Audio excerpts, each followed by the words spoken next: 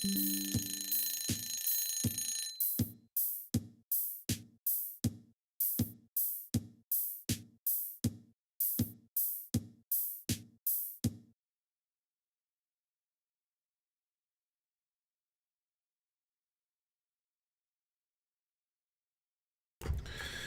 right, here we are.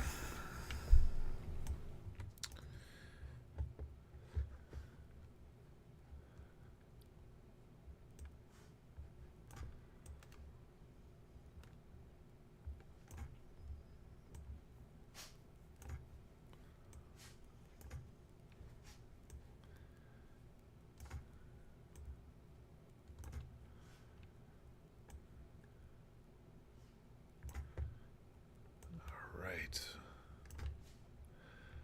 We are going to follow the Pomodoro method because that's what I always do, even though I don't follow it. Typically, when the timer runs out, I keep rambling for a while.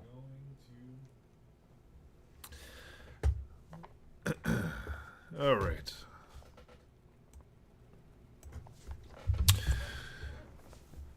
So, over the past few streams, I have begun putting together an obsidian vault of Western philosophy.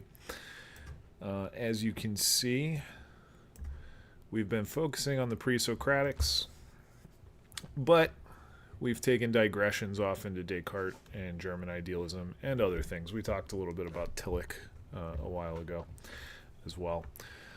But today, I'm going to keep going with, I believe we were on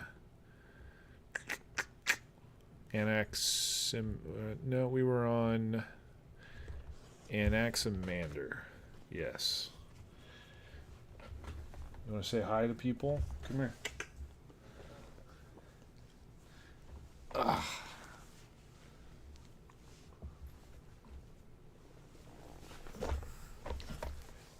This is my doggy. Say hello. Yeah, good boy. Did you just have a treat? Yeah. Did you just have a treat?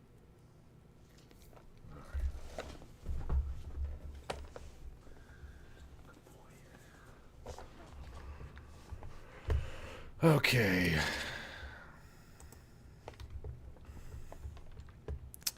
Let's take a look here. We were on Anaximander.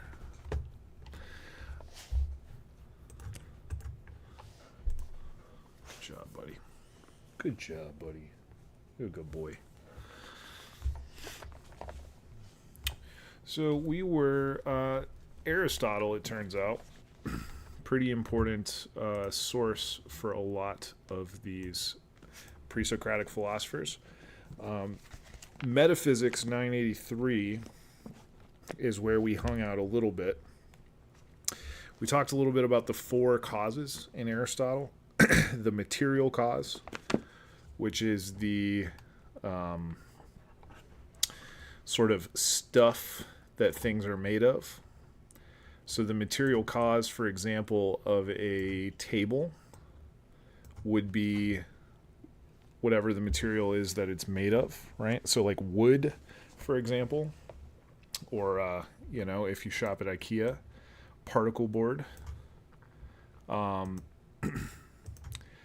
then there are four other types of causes for Aristotle.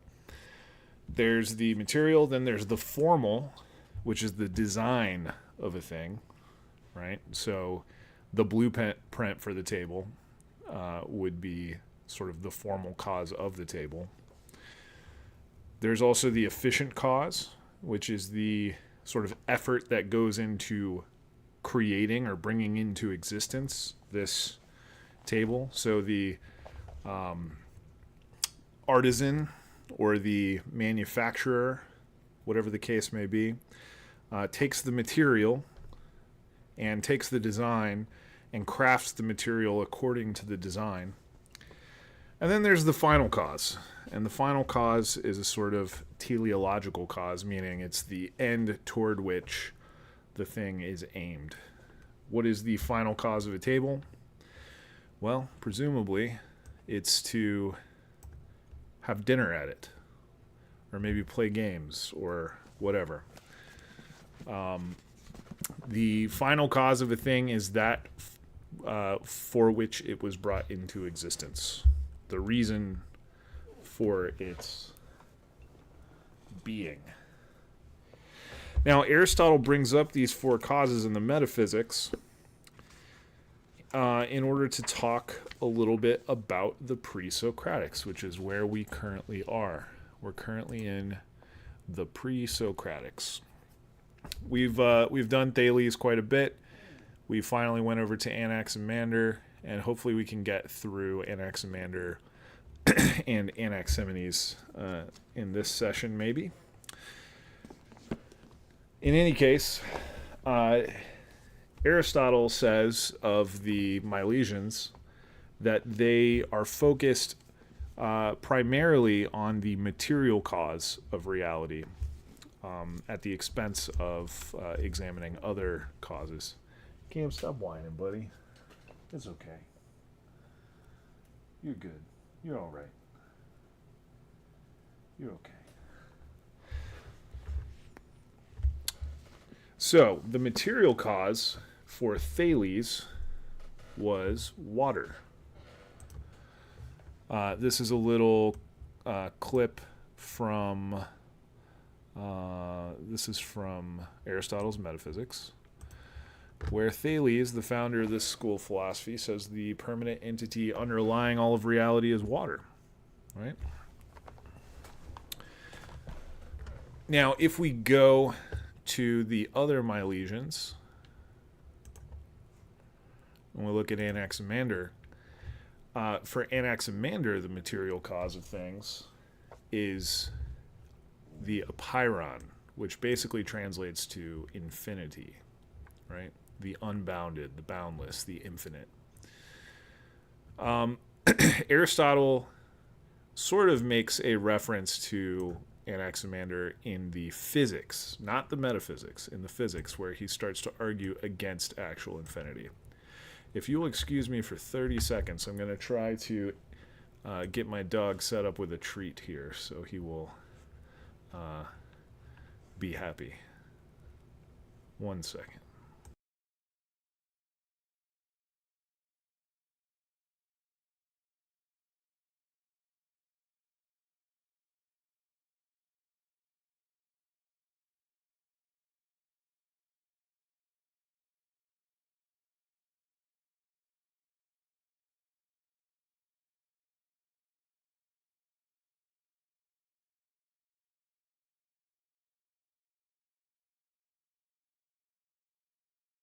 All right. I will load up this bone while we keep going. So yeah, Aristotle argues against this view of Anaximander's in the physics. If you're new to this stream series, which I have been doing at complete random for the past couple days, you may be wondering, why are we talking about Aristotle when we, in fact, are covering the pre-Socratics? Well, Aristotle is the sort of one of the first, if not the first, historian of philosophy. So a lot of information that we have about the pre-Socratic philosophers are from Aristotle.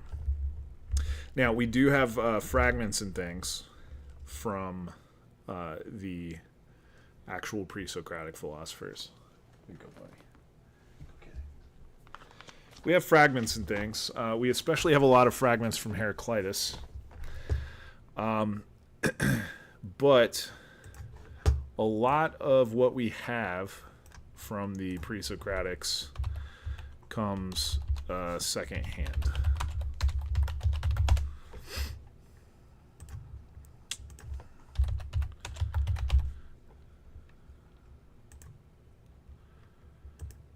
All right, 1 second.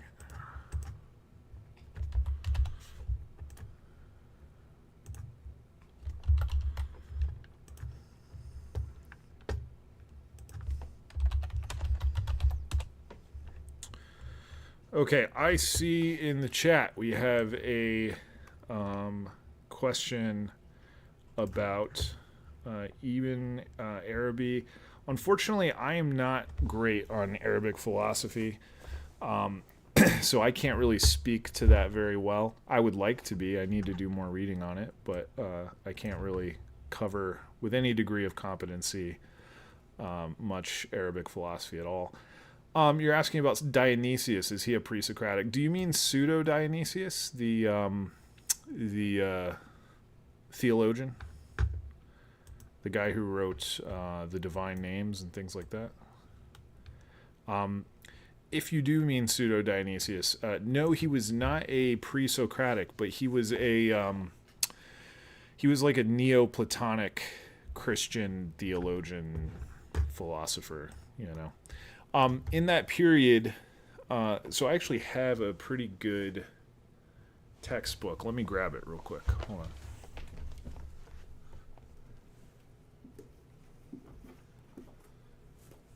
So this book here by Andrew Louth. Here, let's see if you can. There you go. This book here called The Origins of the Christian Mystical Tradition. It's a really good secondary text for a lot of these authors. So let's take a look at Pseudo Dionysius here. You know, Pseudo Dionysius is very interesting. He's kind of where we get apophatic theology, where that thing sort of gets, I guess, codified. There's a Greek hermit, kind of crazy, talking about someone who was before Christianity. Maybe you think he did medicine or something. I'm not aware of that, but now I'm going to Google it because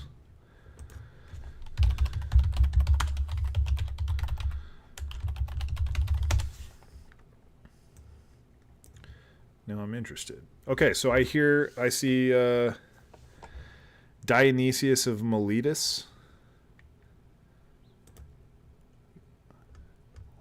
Let's take, and then there's Dionysius of Chalcedon, Dionysius of Syracuse. Let's try Dionysius of Miletus and see. So he was a historian, maybe?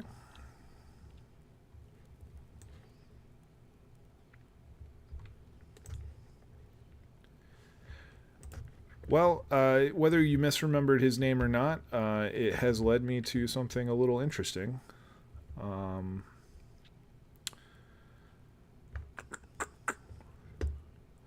This is what I've got on Wikipedia. Dionysius of Miletus.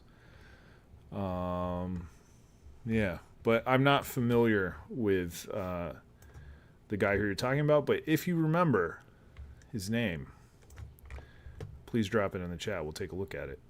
I'm always down to learn more about ancient philosophy, especially from the pre-Socratic period. So, anyways, just to wrap Diogenes the Cynic. Yes, Diogenes the Cynic. He was a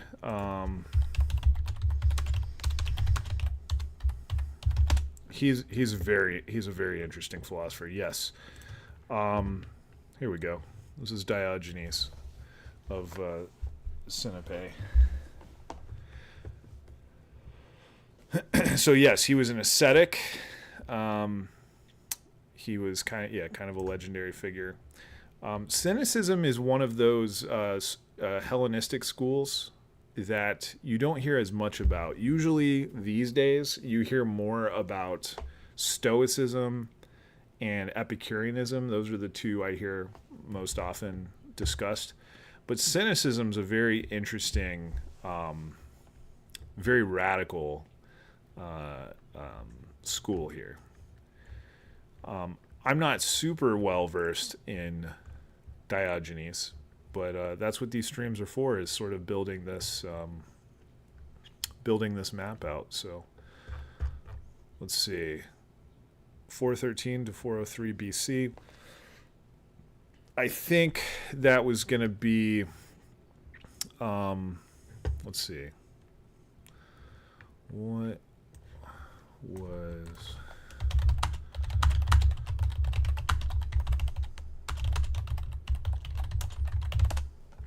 So the classical period was let's see.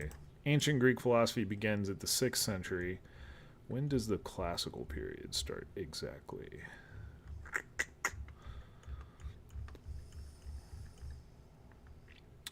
Fifth century BC. So that is... So this guy might have technically been sort of around the same time, if not, let's see. It seems like he was roughly right around the same-ish time, maybe a little after, like Plato and Aristotle. Has Stoicism kind of preserved the Cynic thoughts a bit? Obviously a different tradition, but appears only really survived in that school. Yeah, so they're very related. Why don't we take a look at Stoicism, or take a look at Cynicism real quick. Again, just a quick sort of Wikipedia entry. Cynicism is a school of thought originating in the classical period and extending into the Hellenistic and Roman imperial periods. According to Cynicism, people are reasoning animals, and the purpose of life and the way to gain happiness is to achieve virtue. So in that sense, so far, they're in agreement with like Stoicism and Aristotle. An agreement with nature. Following one's natural sense of reason by living simply and shamelessly free from social constraints. Now that's where they would differ from Aristotle and Stoicism. The Cynics rejected all conventional desires for wealth, power, glory, social recognition, conformity, and worldly possessions, and even flouted such conventions openly and derisively in public. So one story I remember about Diogenes is that he lived basically in like a barrel, like on the side of the road, and I guess some really important person, maybe an emperor or something, came and was standing beside him and was asking him, wanting to give him some sort of favor. And Diogenes says, "Why don't you just move? You're blocking my sun," right? So it just shows the disdain that the Cynics have for social convention, right? Talking that way to a sort of noble person. The first philosopher to outline these themes was Antisthenes, who had been a pupil of Socrates, and he was followed by Diogenes, who lived in a ceramic jar. I guess that's an upgrade from a barrel. Diogenes took cynicism to its logical extremes with his famous public demonstrations of nonconformity, coming to be seen as the archetypal Cynic philosopher. He was followed by Crates of Thebes, who gave away a large fortune so he could live a life of Cynic poverty in Athens. Yeah, very interesting school of thought. Why don't we go ahead and get that on the map? We can fill this stuff in later, but we'll do Cynicism. And we can do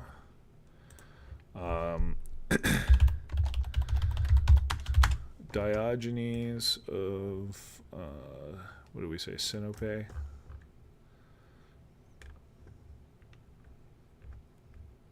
I think that's right. So he's the famous one, and then we have Antisthenes.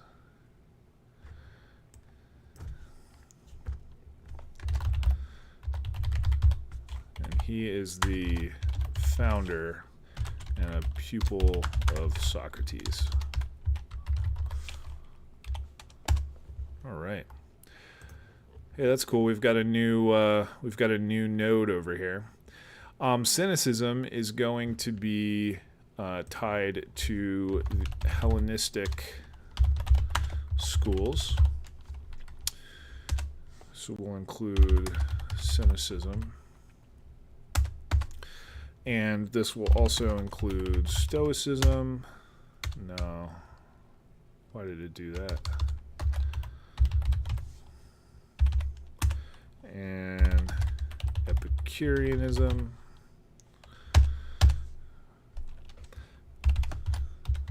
Skepticism. Well, I guess say the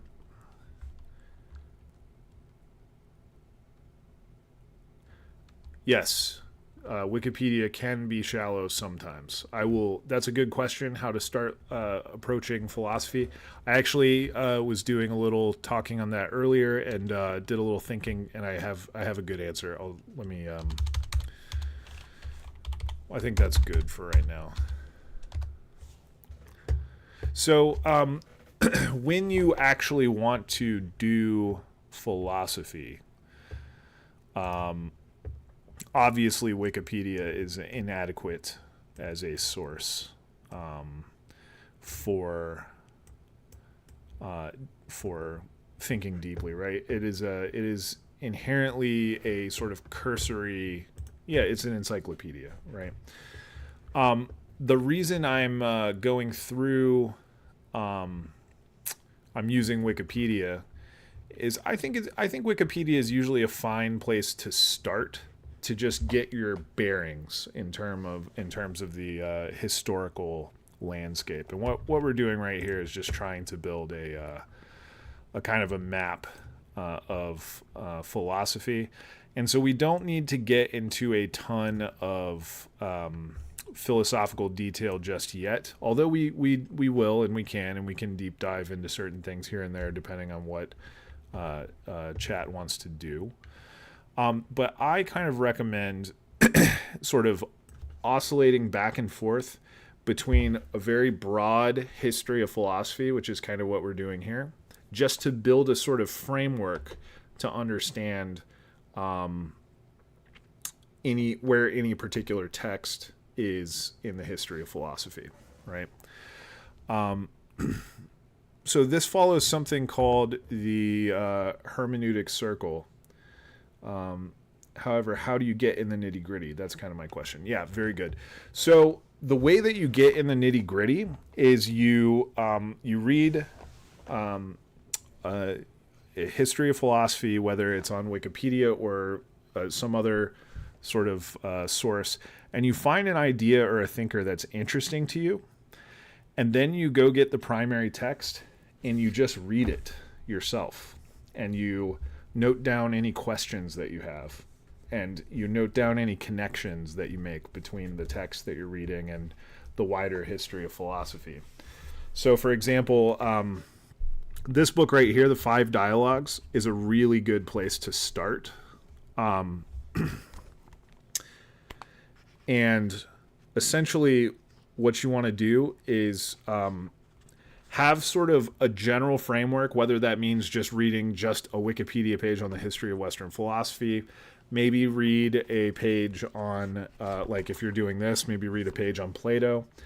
And if your text has like an editorial introduction, definitely read the introductions, because those will help give you context. And then what you want to do is just go in and read the text very carefully, very slowly. Mark down any questions that you have. On the first read through, though, don't worry about getting every detail right. You can read some of these texts 100 times and still never exhaust the meaning. So you go through the text carefully, you mark things that stick out to you, you mark questions that you have, and you note connections that come up between this text and either other texts or the history of philosophy generally. And then you go read it a second time.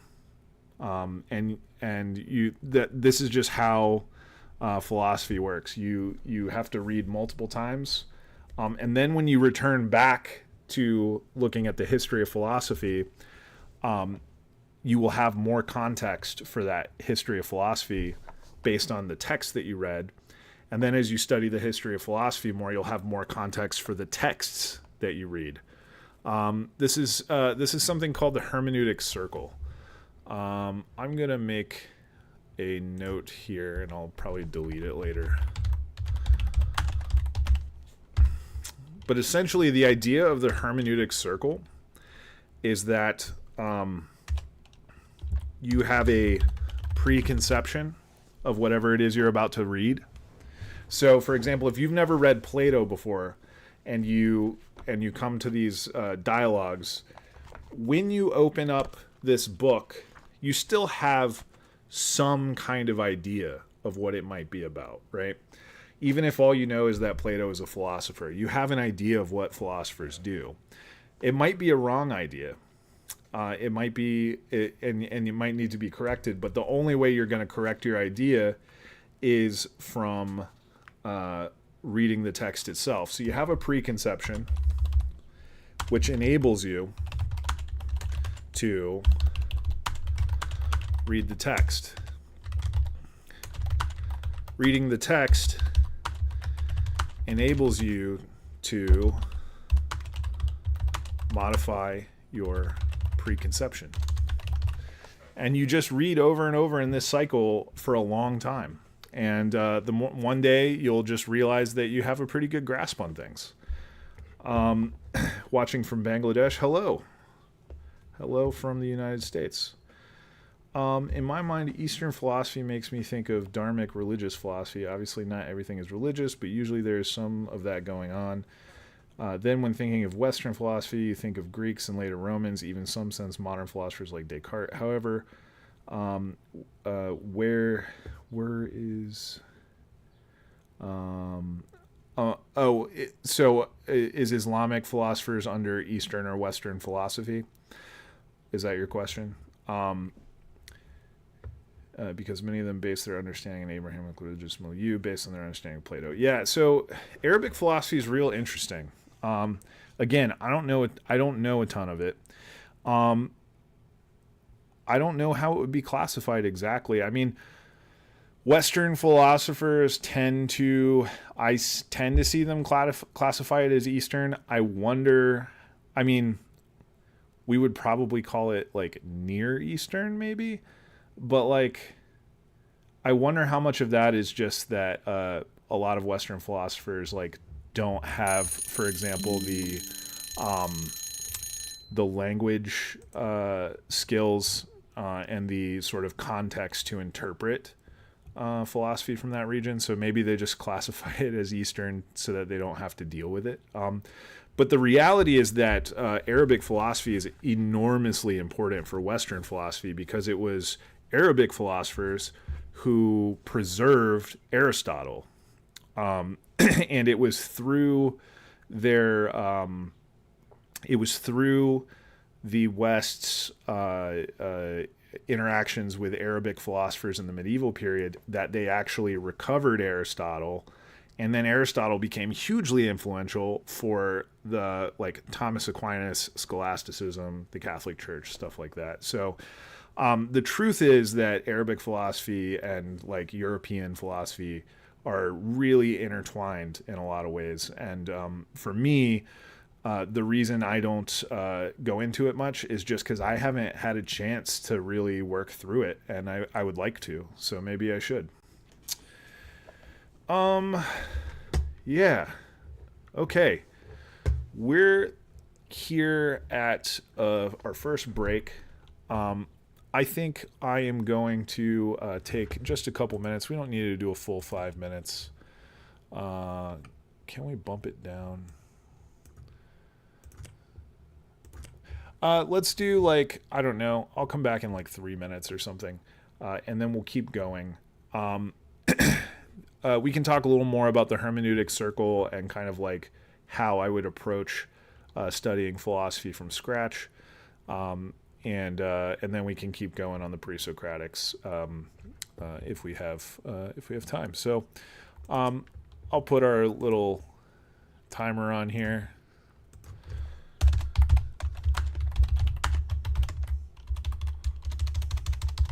And even while I'm away from the computer, if you have any questions to drop in the chat, please do so. And we'll address them when we get back.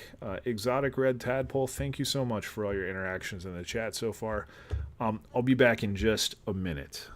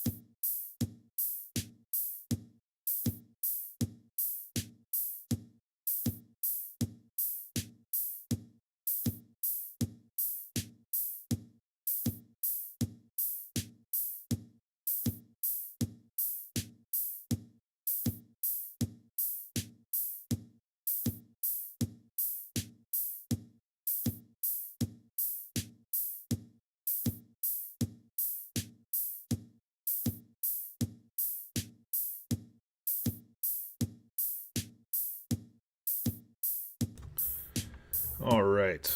See, we weren't gone that long. Okay. So, we had a question about how to get in the sort of nitty-gritty of philosophy. Since in this stream, what we're doing is really just trying to build a kind of big, high-level framework. But eventually, after you've sort of ingested enough of the sort of high-level history of philosophy to be able to then get into the actual texts, you're going to have to read a primary text. And the primary texts are always way more complicated and way more interesting and way more nuanced than what you will kind of get from any sort of secondary source. So how do you do it? How do you get in there and start reading philosophy? Let me... I'm thinking about cooking up a video on this subject, actually. So I did just a little bit of note-taking about it. So you have a text that is... The meaning of it isn't always obvious, right? And you really have to work at it. The text becomes more illuminated for you if you understand the context. There are several levels of context that we can talk about. There's the historical context, and I would say this would be sort of just the history of philosophy. And you could sort of hash this out as like Western philosophy, global philosophy. You could even talk about it just in its like in terms of the period, like modern Western philosophy, ancient Greek philosophy, right? You have all these ways you can kind of like all these ways to slice up the different contexts that a text is working in. So Plato, for example, is going to be functioning in the history of ancient Greek philosophy, right? So knowing a little bit about ancient Greek philosophy will help you approach Plato. So you get a little bit of understanding of the context. Usually if there's like an editorial introduction, that can a lot of times be, if it's a good editorial introduction, that can be enough to get you started. And then you read the text. When you read the text, you want to ask questions of it.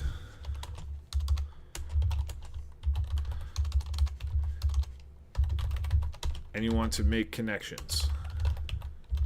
So in other words, if you're reading Plato and, Socrates says, I want a model of morality, that might ring some bells in your head that, oh, he's looking for a paradigm, not just an example. So maybe this has something to do with the theory of the forms or whatever. That may be a connection that you make in the text. Something might be unclear, like for example, in the Euthyphro,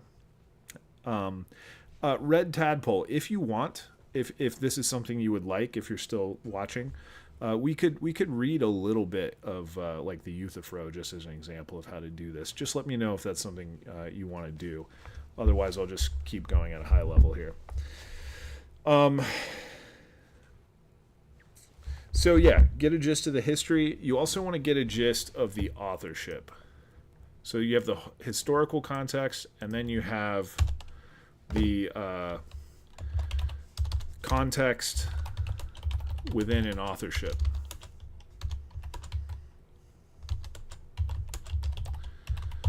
So for example, in Plato, you have like different periods of his writing. You have early Plato, middle Plato, and late Plato. Something like the Apology would be an early dialogue. And that helps you sort of understand what are the sort of tropes and the lines of thinking that Plato employs during the early period. It'll help you sort of get a little bit more of an understanding of what you should expect from this dialogue, right? So the historical context within an authorship, and then like with a passage,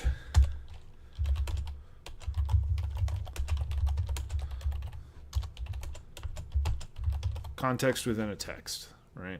So if we're interpreting like a passage somewhere in the middle of the Euthyphro, for example, we're going to need to understand like what came before this passage and what comes after the passage in order to understand the function of the passage itself. Similarly, if we're reading the Euthyphro, we want to know what Plato wrote before the Euthyphro and what Plato wrote after the Euthyphro in order for the Euthyphro to make sense. We also want to know what came before Plato and what came after Plato. Who was Plato responding to in the Euthyphro? Who did Plato influence by the Euthyphro? And you don't need to know everything. Like I certainly don't know the answers, all the answers to those questions.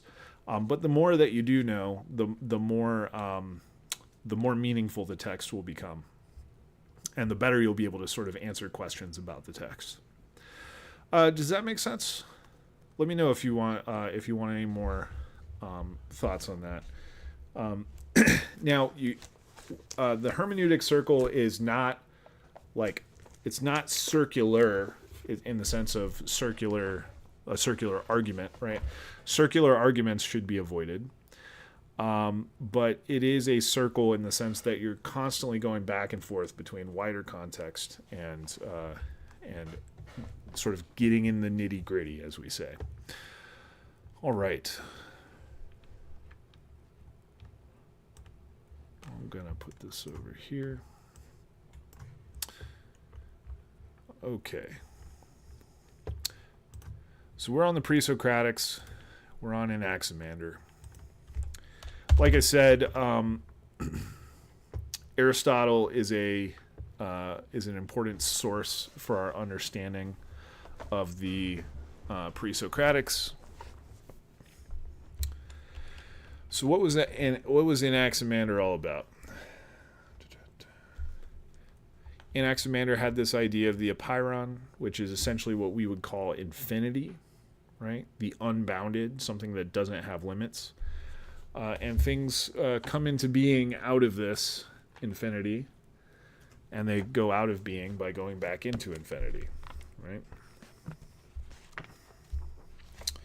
One textbook I can sort of recommend, I guess, is the Anthony Kenny's New History of Western Philosophy. It's certainly not the best history of philosophy textbook out there, but it is very convenient and it's pretty good. So having the entire history in one textbook is really convenient.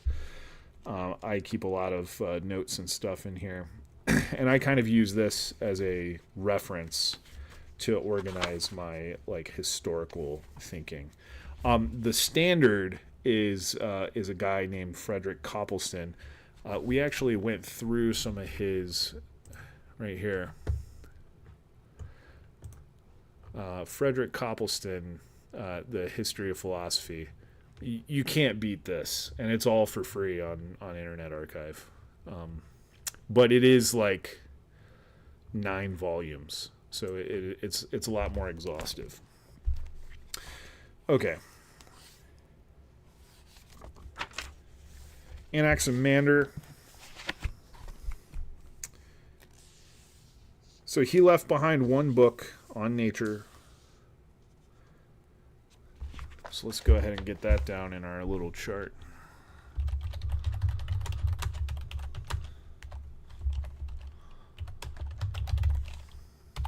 I'm going to leave a reference here for myself. This is in Kenny, page 11.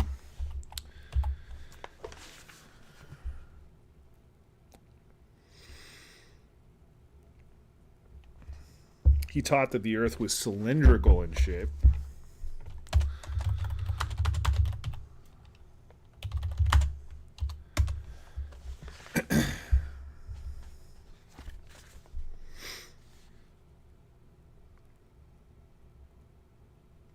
He's credited with a few inventions, like the sundial and the indoor clock, which is interesting. I don't know how an indoor clock would work for them. The Earth is like a stumpy column, no higher than a third of its diameter, around which were gigantic tires full of fire, punctured with a hole, and these punctures are what we understand as stars and heavenly bodies. He was impressed by the way so this is an interesting part of Anaximander. He sort of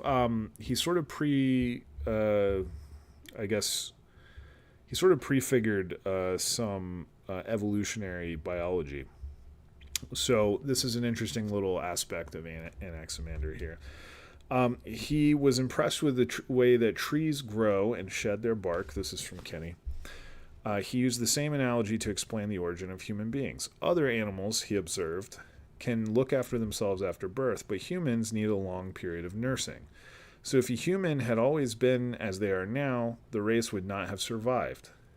In an earlier age, he conjectured that humans had spent their childhood encased in prickly bark, so that they looked like a fish and lived in water.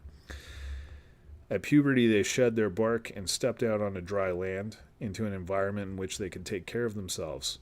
Because of this, Anaximander thought, though not otherwise a vegetarian, recommended that we abstain from eating fish as the ancestors of the human race. So, let's put this in our own words here. Humans, we'll say this is Kenny 12. We'll paraphrase. Humans cannot take care of themselves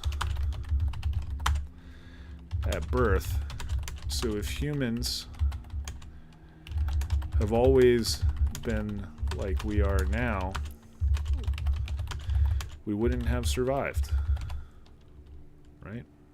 Makes sense. Anaximander posited that humans used to be a different kind of life form.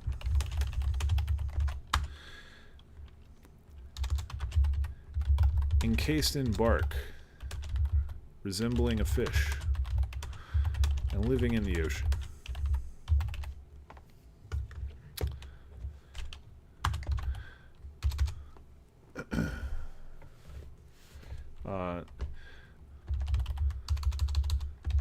For this reason,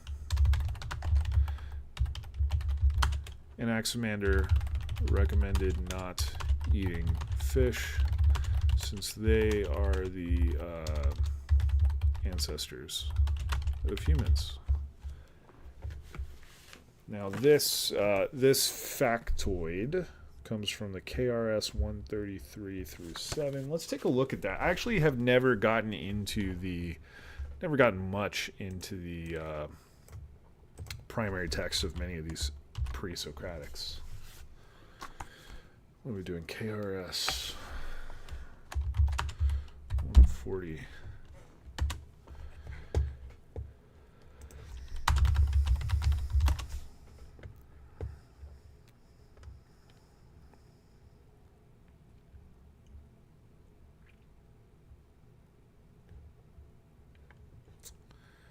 Let's see here.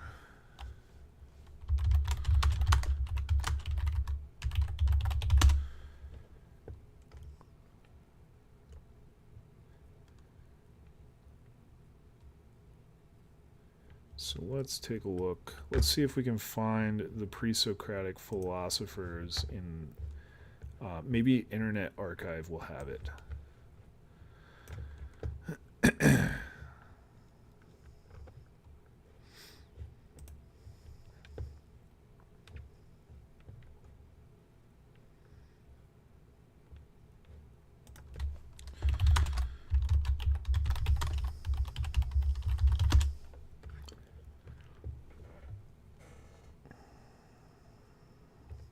And we are looking for specifically the G.S. Kirk, J.E. Raven, and M. Schofield. So let's do Kirk, Raven, Schofield. There we go.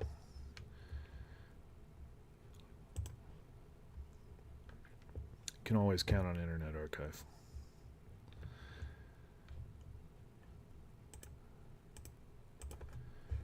So we'll go to 140.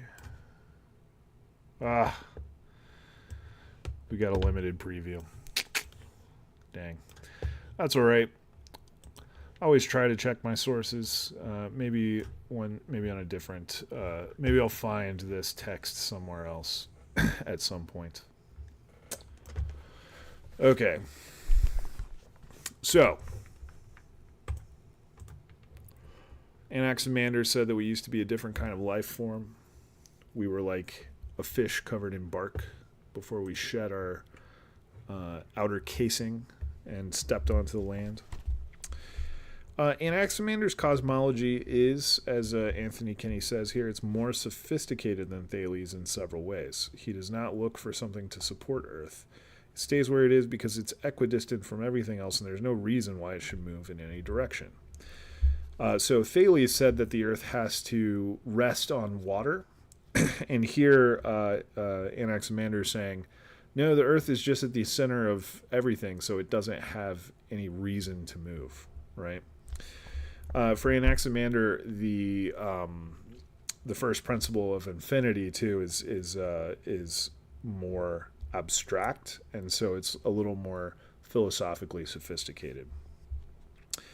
Okay, this is the second point here in Anthony Kinney. He thinks it's an error to identify the ultimate material of the universe with any of the elements we can see around us, such as water or fire. The fundamental principles of things, he said, must be boundless or undefined. Anaximander's Greek word, apeiron, is often rendered as the infinite. But that makes it sound too grand. He may or may not have thought that his principle extended forever in space. What we do know is that he thought it had no beginning and no end in time, and that it did not belong to any particular kind or class of things. Everlasting stuff is probably as close a paraphrase as we can get. Aristotle was later to refine the notion into his concept of prime matter. So let's go ahead and get those two ideas down.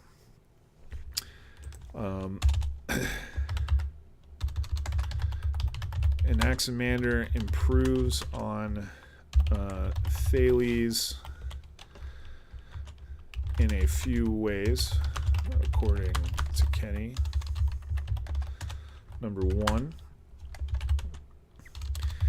he doesn't need to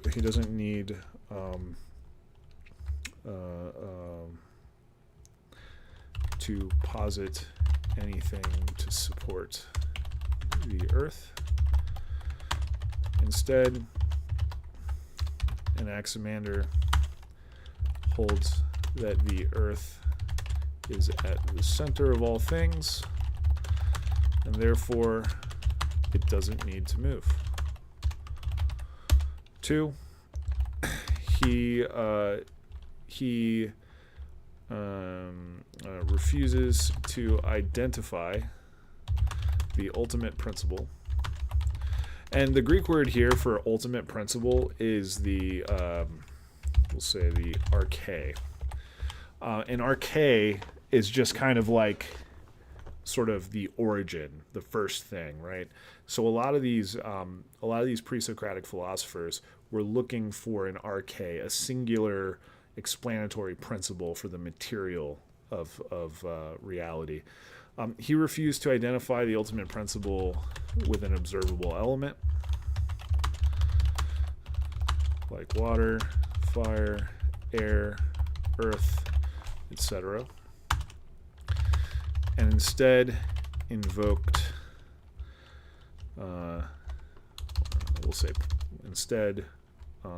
appealed to the apeiron, which we can call, often translated as the infinite. Kenny suggests that everlasting stuff might be a better translation. Now, the reason I'm constantly making sure I'm citing Kenny in these books is so that I remember where I got these points from, because I'm not just trusting Kenny to give me the correct view here. So when I go back, if I ever go back to sort of expand my understanding of Anaximander, I want to remember where I got this information. That way, if I go read an article or go read an excerpt from a different book that maybe says, no, actually the infinite is the best translation and here's why, I can kind of update this and then cite the new source, you know? So it's important to keep your sources straight when you're doing this stuff. Let's look here. Thirdly, Anaximander offered an account of the origin of the present world and explained what forces had acted to bring it into existence, inquiring, as Aristotle would say, into the efficient as well as the material cause. He saw the universe as a field of competing opposites. Ah, yes, this is good.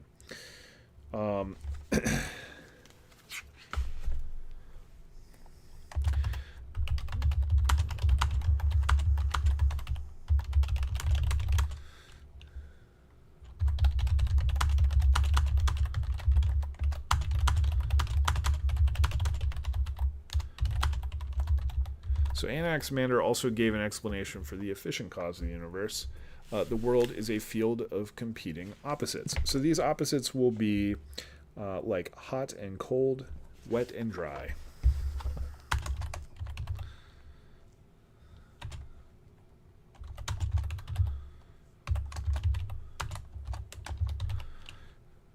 I'm going to put a etc. there because I'm sure there are others, but those cover a lot.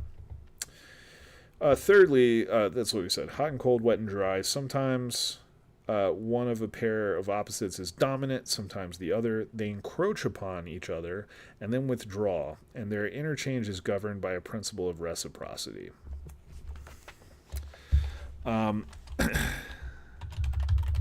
Now, I have like some thoughts here that are a little half baked, so I won't really go super into it. But I find the almost like legal or juridical metaphor going on here very interesting. You'll see in a second. Governed by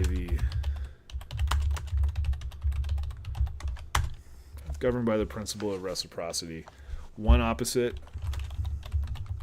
encroaches on another. So, for example, during the summer, right, the hot will encroach upon the cold, warm things up, the snow will melt. This is a surviving fragment here. They pay penalty and render reparation to each other for their injustice under the arbitration of time. That's like a very nice... It's very nice.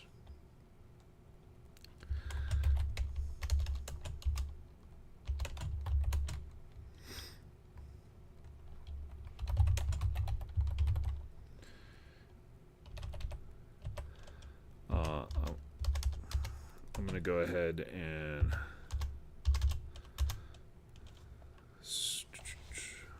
I'll put this in bold so I can find it again easily.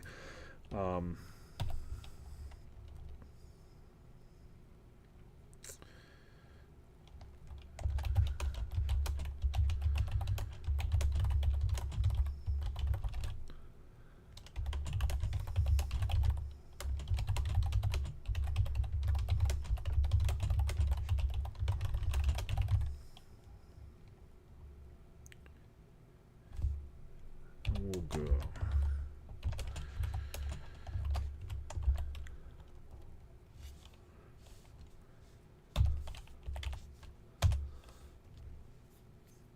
So I guess my question here, so Kenny seems to think that this is like, I don't know if he's saying it's merely poetic or if it is poetic but I wonder how literal this is, you know?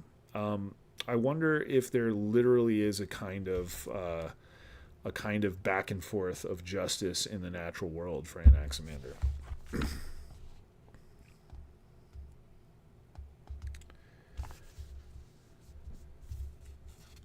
So that's really all that Kenny really goes into.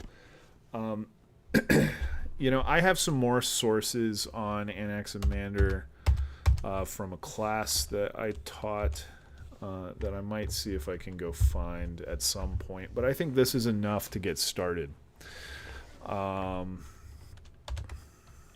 This is enough to get started. I think we can keep going here. All right, let's go back to our graph. How are we doing?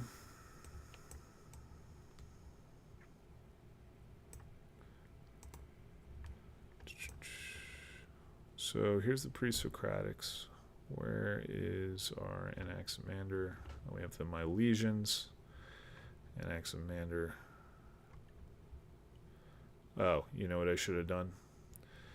I need to do this. Thales and Miletus. There we go. You know, still learning Obsidian.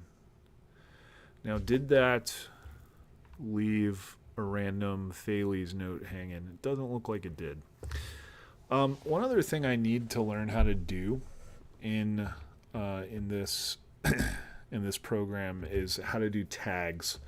I don't need to do it right now, but eventually I would like the pre-Socratics to kind of all be one color, for example, or maybe I want like a school to be one certain color and then like individuals to be another color and maybe concepts or works to be a different color just to make it a little easier to navigate around. But okay. We're getting down to the last little minute of this sprint.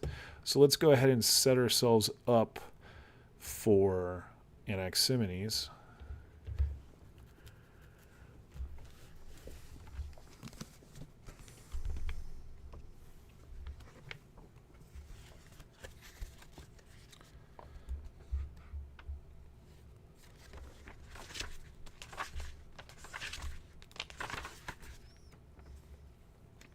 Anaximenes is my favorite, personally,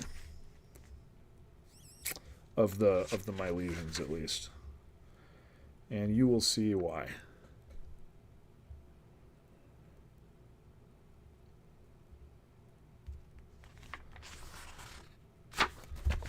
All right.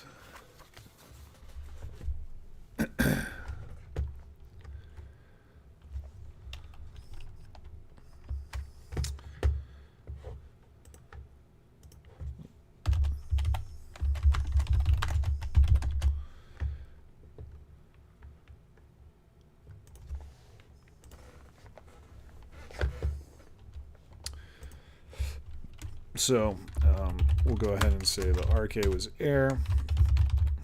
Mechanism of change is rarefication. And there's the introduction of empirical experiment into philosophy or into cosmology. These are the big points here. We will cover them when I get right back. I wish I was had the ability of like a marathon streamer to just sit here for 8 hours without moving, but it's really good for your body to get up and stretch every so often. So I'm going to take care of my body, and I'll leave you hanging here for just a few minutes. I will be right back. Let me turn on my drum machine for you. Okay, I will see you in just a minute.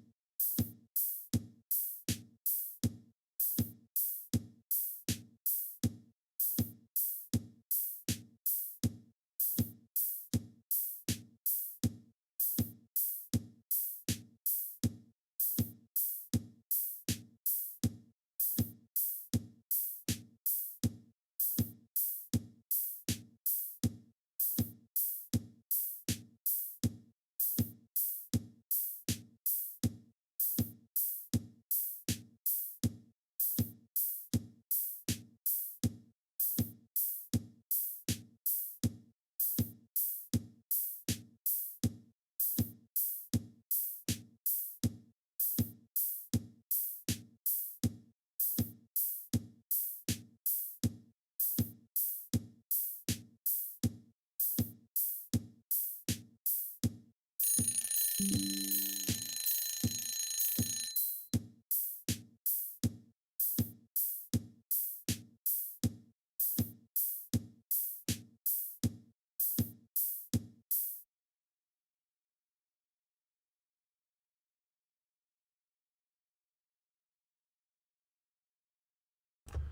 right, we're back. We are back.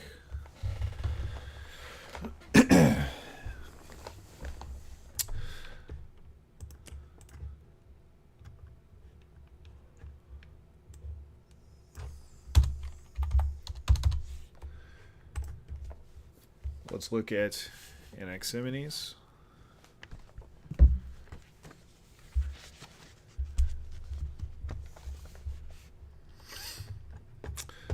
Anaximenes of Miletus.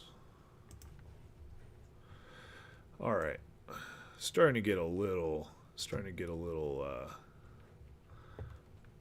gnarly over, a little weedy, you know. It reminds me, I need to do some weeding out in the garden. It's been too hot. I'll try to get up and do it in the morning.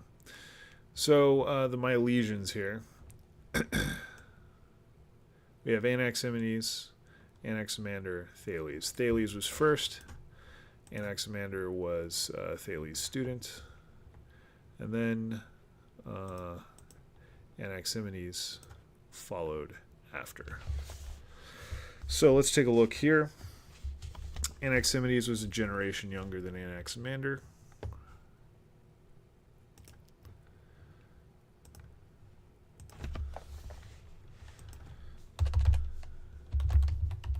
This will be from Kenny.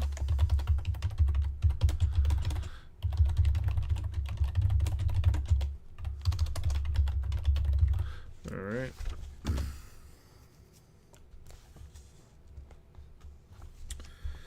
So he was the last of the Milesian trio here of cosmologists.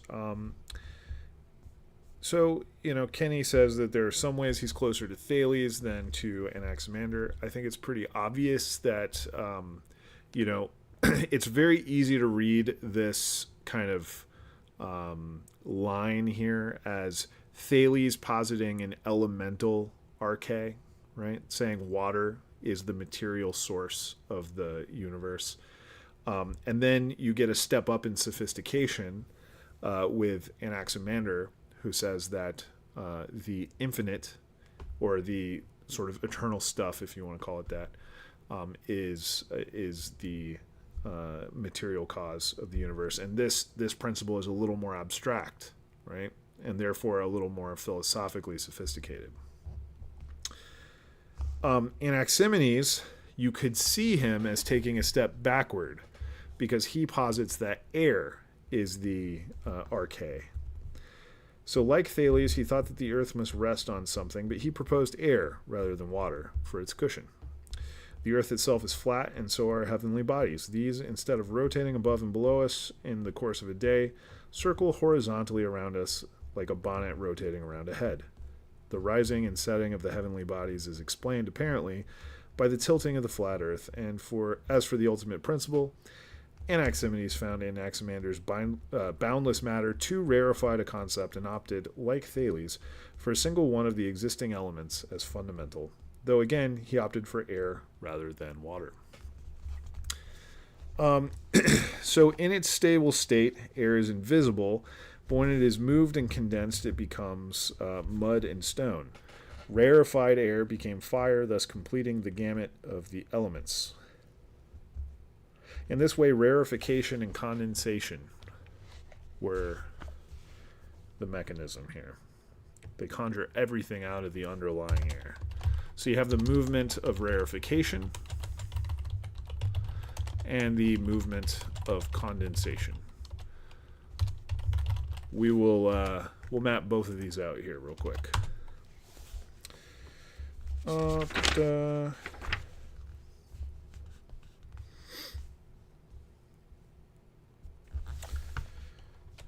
So you have wind becomes cloud. Cloud, when it's... this is the movement of condensation. Wait, no. Hold on.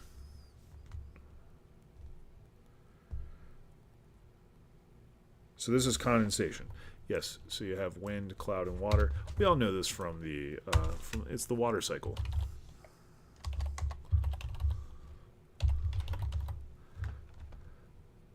And the movement of rarefication, you get air rarefied into fire.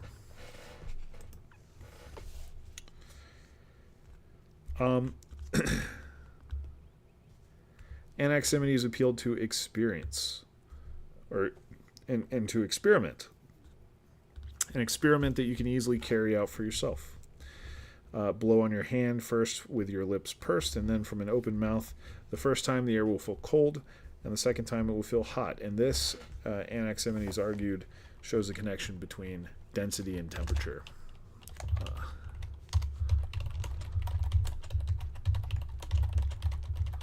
So, in other words, this is interesting. Anaximenes has an empirical technique here in order to show that condensation and temperature are related. Right? You blow with your lips close together, and you get a heavy stream of cool air. You blow with your lips far apart. You kind of just breathe on your hand. It's going to be light air.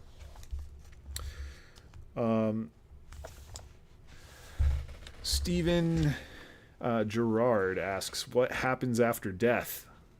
Well, that's kind of the question, isn't it?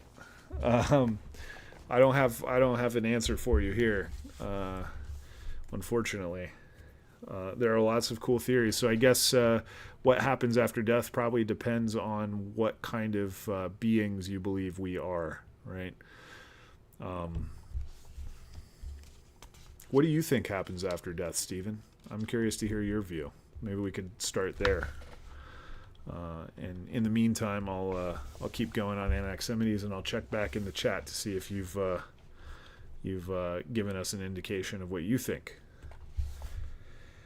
All right, connection between density and temperature.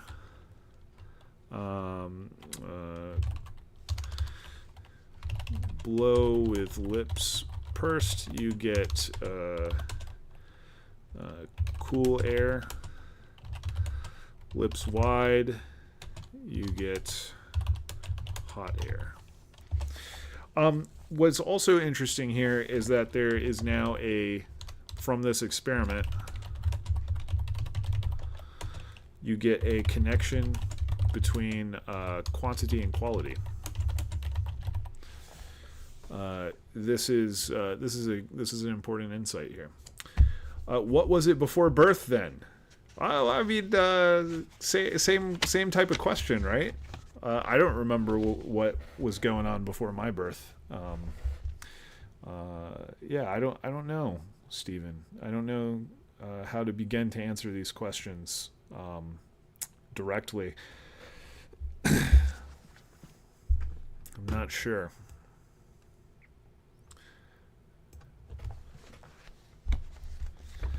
You know, there's like a theological approach you could take to these questions, and there's a philosophical approach you could take to these questions. In terms of philosophy, I'm not so convinced that it is possible to answer those questions. I don't think you can come to a definitive answer about what happens after death or what happens before birth.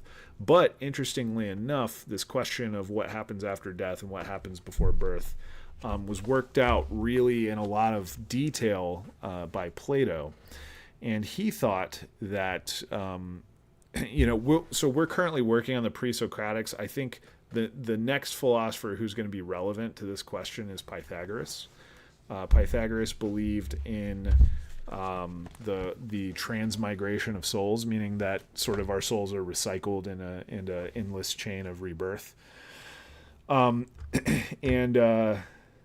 Plato kind of adopts this view of the transmigration of souls, and he thinks that because we can understand concepts with like almost innately, this is what happens in, I believe it's in the Meno, Socrates just questions this kid that doesn't have an education, and by leading him through certain questions about geometry, this kid is able to understand principles of geometry on his own without being told what to think, right? And so Plato takes this as a kind of confirmation that our souls must have existed before our life, before our birth, right? And must have dwelt in this intellectual realm with these forms.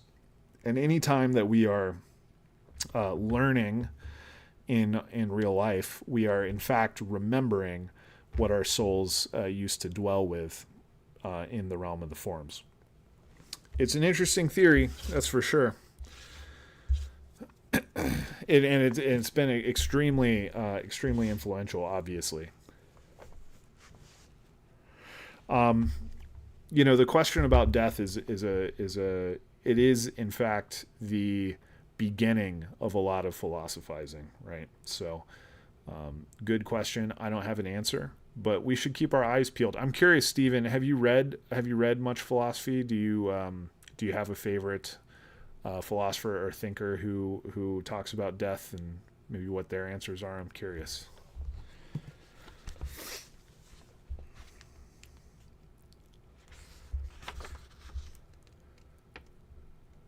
Do we want reincarnation to be true, even though it may not? I'm not necessarily saying I want it to be true. I'm just reporting the news from ancient Greece. Obviously, the sort of I think the easiest thing to believe philosophically is either to be agnostic and say we don't know, or it is to say that we do not exist at all after death, in the same way that we don't exist before our birth. Now, of course, that second one, if you're not like being agnostic about it, that second one is a metaphysical position that I still think that's even hard to prove, right? Osho, okay, all right. I've heard of Osho. I haven't read anything in that domain. All right, we're going to keep going with Anaximenes here. I think actually this wraps up the Milesians. I'll tell you what I like about Anaximenes. I think this concept of rarefication and of condensation, I think this mechanism of having sort of the interchangeability of sort of the first principle and the material reality through a process of through kind of like a quantifiable process. I find that dynamic there extremely interesting. So, big fan of Anaximenes.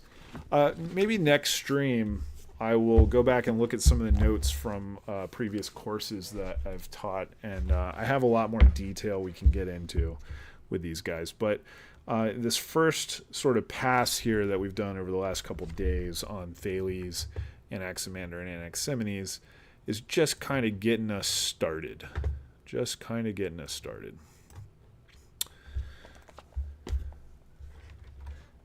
Let me take a look here.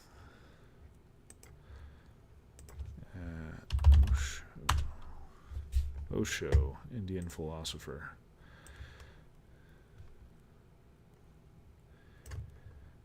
I got to tell you, the headlines I'm seeing here is not great. Not great. Oh, wasn't there a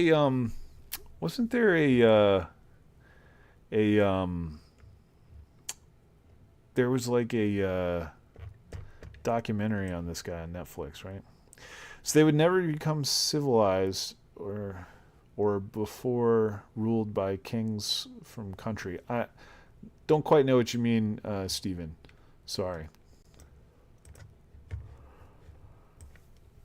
All right. So we've done the Milesians. We've at least given a pass at them. And we can move over to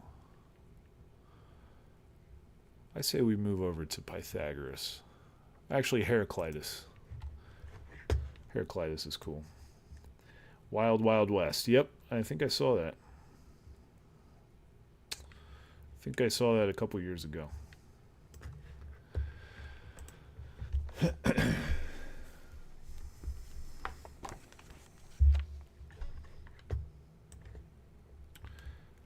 All right, Heraclitus.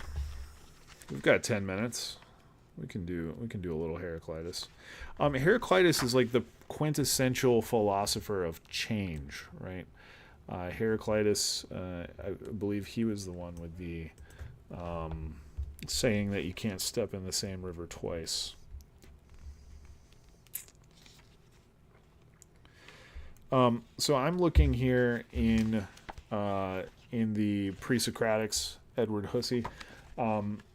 This is a nice slim little volume for the Pre-Socratics. This is the history of Western philosophy here. I'm just switching back and forth for really for no reason, just because this is a little lighter on my wrist, and also because this volume has quite a few more direct quotations from Heraclitus here, from his fragments. Stephen wants to know what I teach. I teach philosophy. I've taught philosophy and theology at different times.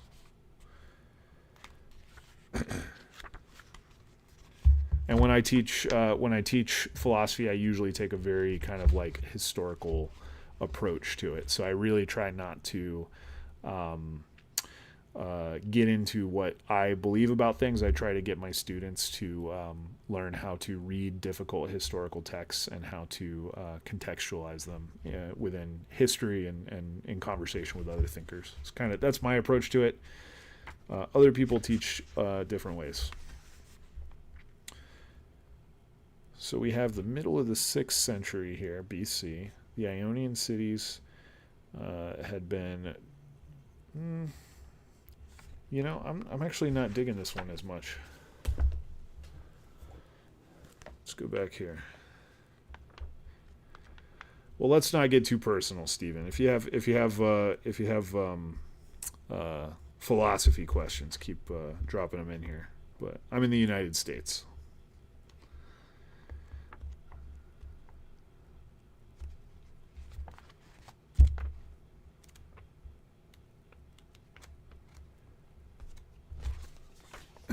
Heraclitus is very often put in conversation with Parmenides.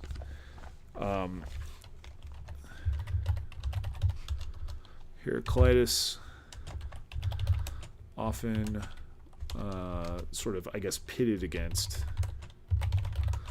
Parmenides.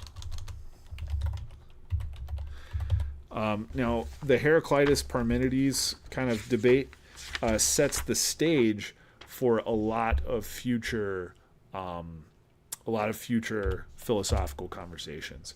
One of my favorite philosophers, Soren Kierkegaard, has a book called Repetition, and his entire sort of project in Repetition is to sort of juxtapose, at least it begins with a sort of triangulating itself in this like Heraclitus versus Parmenides debate. Heraclitus is seen as the philosopher of change, and Parmenides is seen as the philosopher of permanence. So we'll have to get to Parmenides next. I'm sure we're not going to even get close to finishing Heraclitus here in the next few minutes, but I think a Heraclitus Parmenides stream tomorrow sounds pretty good, huh?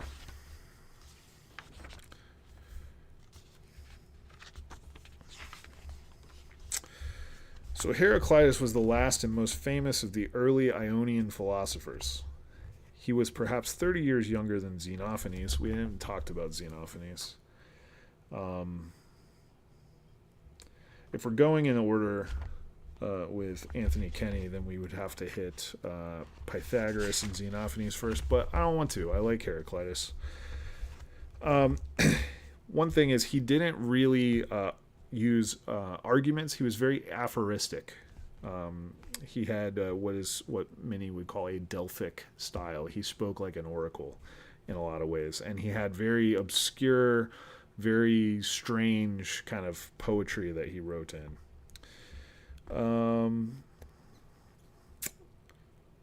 He was nicknamed the Enigmatic One and Heraclitus the Obscure. That was good.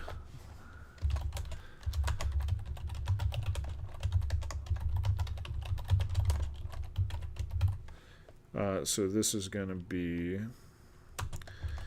DL. So DL, when we're doing ancient philosophy, usually stands for Diogenes Laertius, who was another ancient historian of philosophy. So in addition to getting a lot of our information through the works of Aristotle, we also look at Diogenes Laertius. So this is Diogenes Laertius 9.6.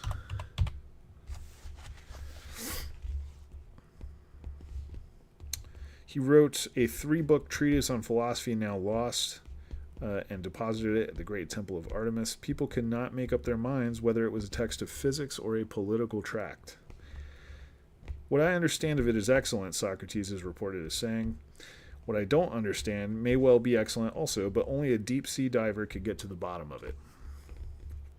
The 19th century German idealist Hegel, who was a great admirer of Heraclitus, used the same marine metaphor to express an opposite judgment. When we reach Heraclitus after the fluctuating speculations of the earlier pre-Socratics, Hegel wrote, "We come at last in sight of land." He went on to add proudly, "There is no proposition of Heraclitus which I have not adopted in my own logic." So that's a good quote to know.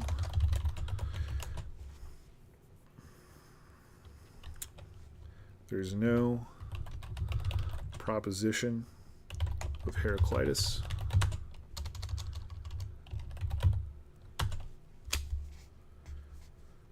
which I have not adopted in my own logic. And this is going to be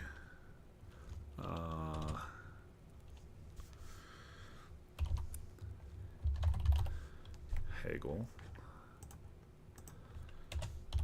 And this is going to be in his Lectures on the History of Philosophy.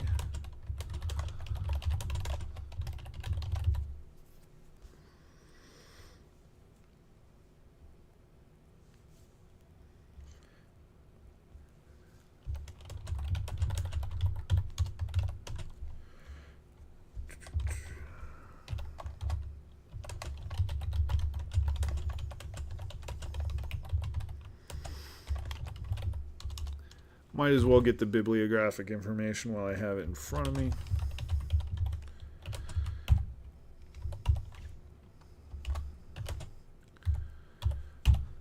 All right.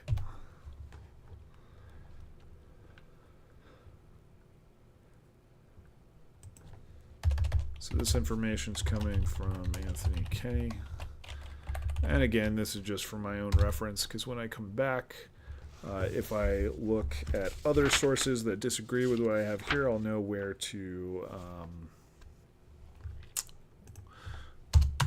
I got this information from to begin with. So this goes 16 to 20.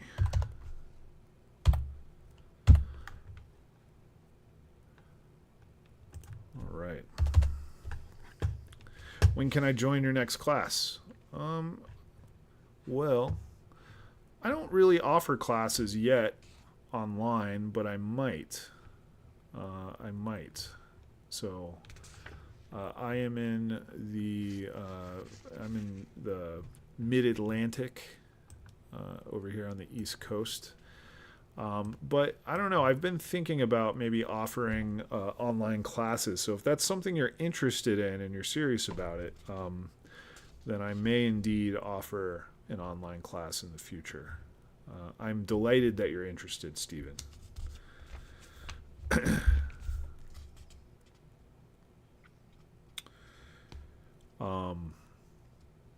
What I'm curious, Stephen, what topics would you want to cover in a potential online class? Just let me know. Next stream. Okay. Yeah. I'll have to schedule these streams more. To be honest with you, if you have the patience to sit through these streams, you will get a pretty good education. It won't be a super efficient education though, as you can see. I kind of bounce around all over the place. But yeah, I mean, maybe we should do like a seminar of some kind at some point. Anyways, I think we've done. This is my second stream for the day, so I'm a little tired. So I think I'm going to wrap it up there. History, okay, yeah. History is how I like to approach the study of philosophy. Anyway, in the last course I taught, what I did is I had a lot of sort of secondary literature. Anthony Kenny, Edward Hussey, a couple other editorial or a couple other kind of secondary sources just for context. And then what we did is we read a few of Plato's dialogues. We did the Nicomachean Ethics. We did Descartes' Meditations, and we finished with Freud's Civilization and Its Discontents. You did your MBA. Oh, awesome. But no good. Oh, bummer. I don't know exactly what you mean by that, but I hear you. Yeah, very good. Well, I'm going to wrap this up. If you want to jump in future streams, just click whatever buttons are necessary to get notifications from my channel. I have not been planning these streams. They've been completely random. But maybe I should start scheduling them a little better so that people know when they can jump in. So anyways, more to come from me on that. I'm just kind of streaming my my work right now because some people seem to enjoy it. I've got studying and things that I've got to do, so I may as well do it while streaming. Not getting a job after that. I hear you. Yeah. Well, definitely don't go to school for philosophy because you don't get a job after that either. But best of luck to you, Stephen. I will see you on a future stream. Take care, everybody. Next time, let's go ahead. Next time we will finish Heraclitus, and maybe we will get to Parmenides. How can I connect with you more? Just if you subscribe to this YouTube channel, I will be back on probably soon. I am on LinkedIn, I think. You can look me up on LinkedIn. But otherwise, I don't I used to have a Twitter. I don't have it anymore. So, yeah, I think YouTube is probably the best way to reach me. What do I do for a living? I am finishing up my degree. I am really well employed for a philosopher, but that means I teach classes part-time and do some freelancing stuff on the side, and then maybe the YouTube could take off. Who knows? Next stream when? Not sure yet. So follow me, put the notification on, and then you'll see when the next stream comes out. I will need to develop a better schedule, I think, if I'm going to do this regularly. So more to come. Okay. Sippin. Is it Sippin? Am I saying that correctly? Sipan. Nice to meet you.